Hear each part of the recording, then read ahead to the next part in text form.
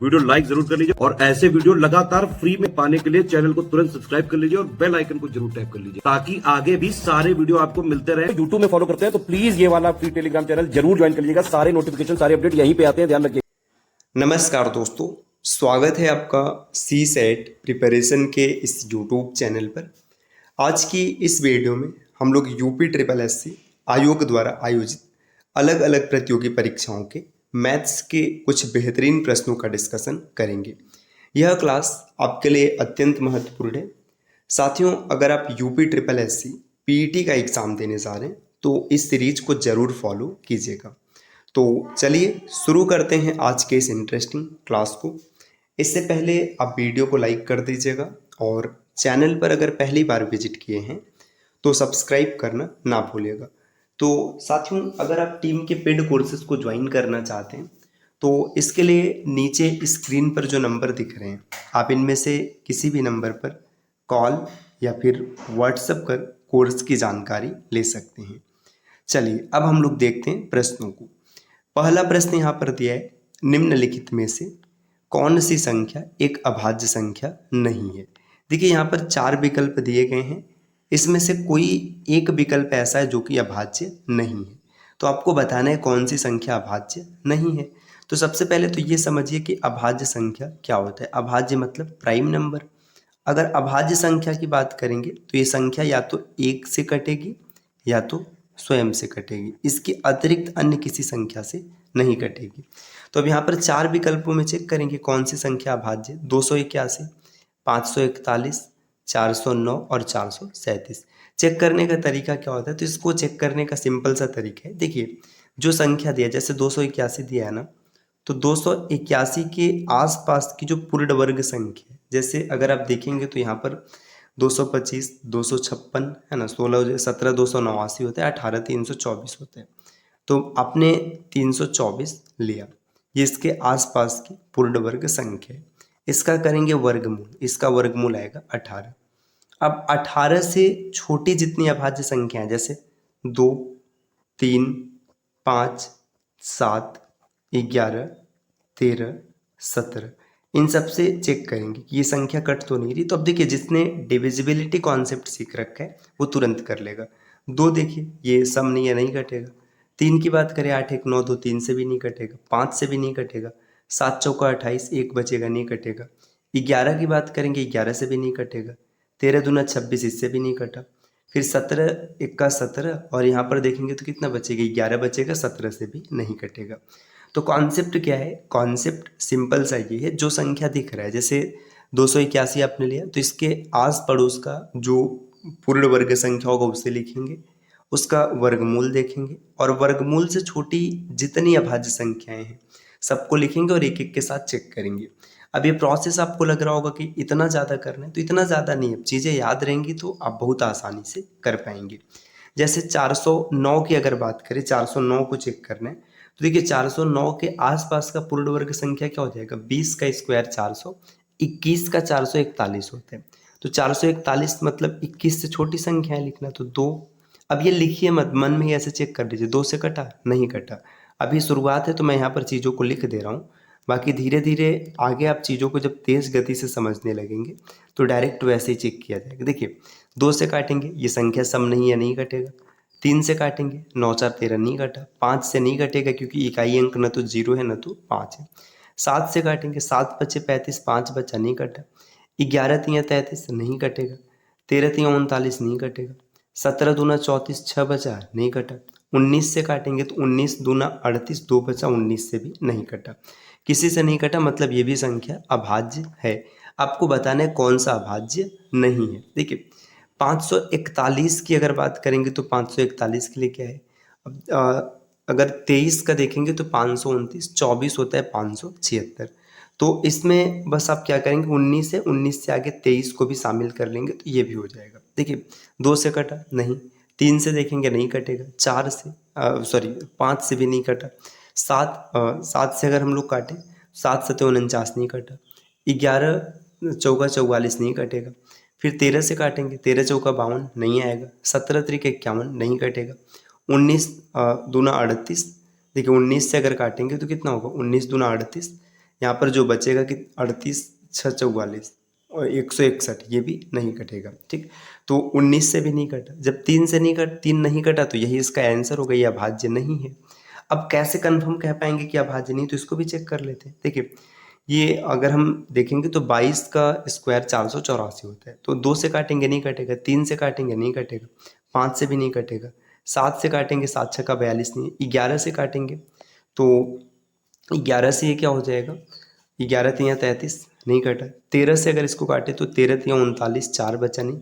17 दूना 34, 17 से काट के देखते हैं। 17 से अगर काटेंगे तो 343, 337 भागे 17, 17 दूना 34, 9 बचा 7, 17 से भी नहीं कटा। अगर 19 से काटेंगे तो 19 दूना 38, 5 बचेगा, 19 त्रिक 57। तो ये संख्या 19 से कट रहा है, 19 से कट रहा है मतलब ये संख्या अभाज्य नहीं होगा। तो साथियों, ये चीज़ों को मैंने बहुत विस्तार से समझने की कोशिश की है। अब आगे से कोई भी संख्या रहेगा आप चीज़ों को चेक कर पाएंगे। अगले स्लाइड पर आते हैं। नेक्स्ट यहाँ पर दिया कि यहाँ पर प्रश्न क्या है, 7 के पावर 65 गुणे 6 के पावर 41 गुणे 3 के पावर 57, इसमें इकाई अंक क्या होगा। तो इकाई अंक का कॉन्सेप्ट बहुत ही बेसिक्स है। देखिए, अगर कभी भी 0 1 5 और 6 ये इकाई अंक होगा तो हमेशा इकाई अंक यही मिलेगा, 0 1 5 और 6। इससे पहले एक पॉइंट समझिए, इकाई अंक के प्रश्न में सभी कैलकुलेशन हमेशा इकाई अंक पर होगा, ये चीज़ आपको याद रखना है। जितने भी कैलकुलेशन होंगे, संख्या कितनी भी बड़ी लिखिए, आपको हमेशा कैलकुलेशन इकाई अंक पर करना है। देखिए, 0 का इकाई अंक 0, 1 का 1, 5 का 5 और 6 का 6। संख्या कितनी भी बड़ी हो, पावर कुछ भी हो, कोई फर्क नहीं पड़ेगा। दूसरा कॉन्सेप्ट, अगर कभी भी 4 है इकाई अंक और इसका पावर इवन है तो जो आपका आंसर आएगा इकाई अंक के लिए 6 आएगा, और ऑड होने के कंडीशन में जो आएगा वो हमेशा 4 आएगा। और अगर यही चीज़ 9 है तो क्या करेंगे, 9 का पावर अगर इवन है तो 1 आएगा, और अगर ऑड है तो ये 9 आएगा। इतनी चीज़ें स्पष्ट है। अब आप कहेंगे और जो अंक छूट रहा है, जैसे 2 हो गया, 3 हो गया, 7 हो गया, 8 हो गया, तो इसके लिए क्या करेंगे, तो इसके लिए हम लोग जो पावर होगा, पावर में आप करेंगे 4 से भाग, पावर में करेंगे 4 से भाग, और इसके बाद जो शेष मिलेगा, भाग करने पर कुछ शेष मिलेगा, तो शेष को हम लोग बनाएंगे पावर और उस हिसाब से करेंगे कैलकुलेशन। अगर शेष 0 आएगा तो पावर हमेशा 4 लिखेंगे। जैसे अब देखिएगा, यहाँ पर 7 के पावर 65 दिया है, तो 7 जब 65 में 4 से भाग करेंगे तो 16 चौका 64, पावर बचा 1, मतलब ये हो गया 7 की पावर 1 गुणे। देखिए, 6 के पावर कुछ भी होगा, यूनिट डिजिट 6 ही रहेगा, तो सीधा सीधा 6 लिख लीजिए। और फिर यहाँ पर देखिए 3 के पावर 57 है, तो फिर भाग कीजिएगा, जब भाग करेंगे 14 चौका 56, 1 बचा तो 3 के पावर 1। ठीक, 7 6 का 42। अब देखिए यहाँ पे 42 है तो 42 मत लिखिए, खाली 2 रखिए, सभी कैलकुलेशन यूनिट डिजिट पर होगा, गुणे 3, 2 3 6, तो इसका आंसर कितना हो जाएगा 6। ऑप्शन नंबर 20 प्रश्न का उत्तर बनेगा। अगले स्लाइड पर आते हैं। नेक्स्ट यहाँ पर दिया है, अगला प्रश्न यहाँ पर है कि 75 382 को 33 से विभाजित करने पर शेषफल ज्ञात कीजिए। देखिए, अगर आप इसको बेसिक तरीके से सॉल्व करेंगे तो फिर पूरा भाग करना होगा, बाकी स्मार्ट ट्रिक के साथ आप बिना भाग के भी चीज़ों को सही कर सकते हैं। देखिए, अगर बेसिक होगा तो बेसिक से कैसे करेंगे, यहाँ पर लिखेंगे 75 382, रुके 75 382, और भाग किससे करना है, भाग करना है 33 से, तो 33 से भाग करेंगे तो 33 का पहाड़ा पड़ेंगे, 33 दूना 66, यहाँ पर 9 बचा, फिर 3 उतर गया, फिर 33 दूना 66, फिर यहाँ पर देखेंगे तो 13 से 7 और यहाँ पर 2 27 है, फिर 8 उतरा है ना, तो यहाँ पर लिखेंगे 3 33 8, 33 का पहाड़ा 8 बार पड़ते हैं, 8 त्रिक 24, 2 हासिल है, 8 त्रिक 24 25 और 26, यहाँ पर देखिए कितना बचेगा 4 और ये 1, फिर इसके बाद 2 उतरा, 33 चौका है ना, 33 चौका 3 चौका 12, और यहाँ पर 3 चौका 12 1 13, ये आपको रिमाइंडर मिलेगा 10, तो इसका उत्तर हो जाएगा 10। Option D. आपने बेसिक तरीके से चेक किया, लेकिन यही चीज़ अगर आप स्मार्ट ट्रिक के साथ चेक करते तो क्या होता, देखिए 75 382, ये संख्या 33 से पूर्णतः अगर विभाज्य बनाना है इसे, मतलब शेष का मतलब क्या होता है कि इतनी चीज़ें अगर कम कर दी जाए तो संख्या कट जाएगा। देखिए 7 5 12, ये 3 से कट गया, 3 से कट गया, 8 और 2 10, 10 में से हम अगर 1 कम कर देते तो ये संख्या 3 से कट जाता। इसका मतलब कि जो आंसर आएगा उसका डिजिटल सम कितना होना चाहिए, 1 होना चाहिए। देखिए 9 1 10 ये उत्तर हो सकता है, ये नहीं हो सकता और ये भी नहीं हो सकता और ये उत्तर हो सकते हैं। तो यहाँ तक चीज़ें कंफर्म हो गई। अब इसके बाद 11 की डिविजिबिलिटी लगाएंगे। देखिए 11 की डिविजिबिलिटी में क्या चीज़ पता चलेगा, या फिर इसमें से फिर आगे आपको चेक करना ही पड़ेगा। 11 की डिविजिबिलिटी देखिए 3 2 5, 5 7 12, 8 5 13, फिर से वही बात है। तो इसमें आप एक तरीके से 2 ऑप्शन को एलिमिनेट करके बाकी 2 ऑप्शन को चेक कर दे। अगले स्लाइड पर आते हैं। देखिए दोस्तों, अगर आप यूपी पीसीएस 2025 की कंप्लीट प्रिपरेशन करना चाहते हैं तो इसके लिए आप स्टडी फॉर सिविल सर्विसेज के टेस्ट सीरीज को जरूर लगाइएगा।